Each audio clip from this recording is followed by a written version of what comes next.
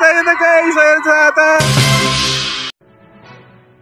Dumating na si former President Rodrigo Duterte sa ICC Detention Center sa The Hague, Netherlands, bandang 1:30 ng madaling araw kanina, oras sa Pilipinas. Makikitang napakaraming mga Pilipino ang nag-aabang sa labas ng ICC Detention Center na nagtipon-tipon para magpahayag ng kanilang pagsuporta kay former President Rodrigo Duterte. Bandang 2:30 naman ng madaling araw kanina oras sa Pilipinas, binuksan na ang gate dahil dumating na si former President Rodrigo Duterte sa ICC Detention Center. Nakasakay ito sa isang itim na sasakyan at makikitang meron itong nakasunod na convoy.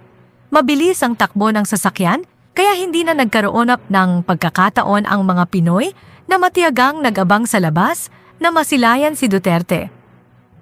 Mabilis na ipinasok si Duterte sa ICC Detention Center, kung saan siya ikukulong habang dinidinig ang kanyang kaso na Crimes Against Humanity na isinampa ng 3 ICC judges laban sa kanya.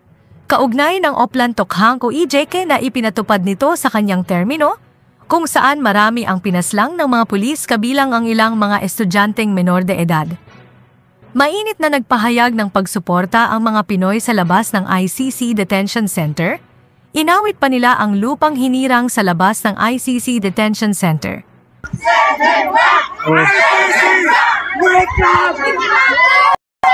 Aming ligaya na pa, may mga api ang mamatay dahil sa'yo.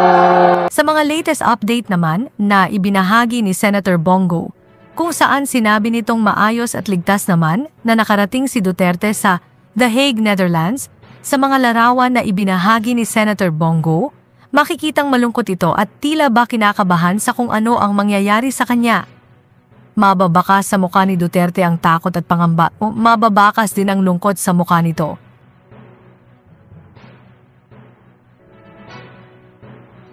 Nanawagan naman si Senator Bongo na sana raw ay patuloy na ipagdasal si Duterte ngayong nasa The Hague, Netherlands na siya, kung saan siya ikukulong. Anong masasabi mo sa ginawa na ito ni Bongbong Marcos laban kay Duterte? Nalulungkot ka ba sa kinahantungan ng kapalaran ng mag-amang sina Sara at Rodrigo Duterte sa kamay ni Bongbong Marcos na pinagkatiwalaan nila? Anong say mo dito?